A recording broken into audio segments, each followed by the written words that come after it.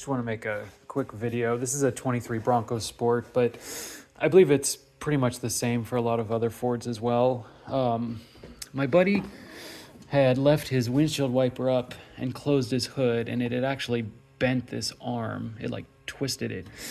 And so we ended up, he ordered a new one, and to replace it, you basically just pull this little rubber cap off.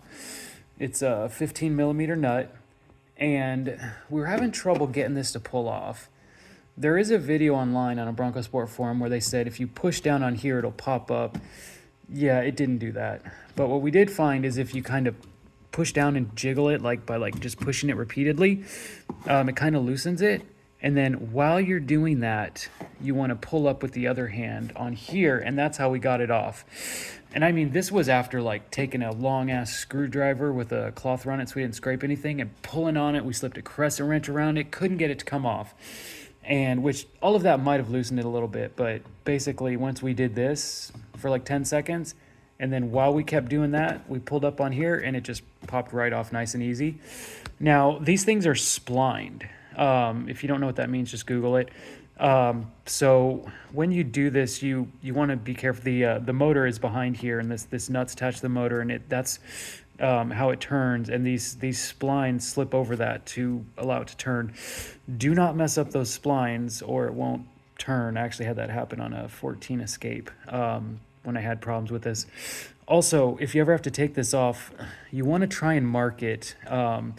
We marked it with tape on the arm blade here, and we also used a marker on the nut. We drew a line from the nut down to here, and it was actually pretty hard to get it to clock exactly where we wanted. The other thing we noticed was it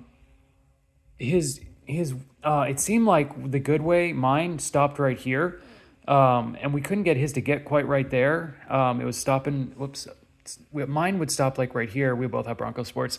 And his was like stopping right here, and we realized that as you turn the speed up higher, it goes further and further over. Anyways, it can be a little bit of a challenge getting it to clock just right. If they ever have to replace your windshield, this is something that the windshield tech has to do, is they have to clock this just right. I've actually had ones where they didn't clock it right, and the darn thing would swing past this.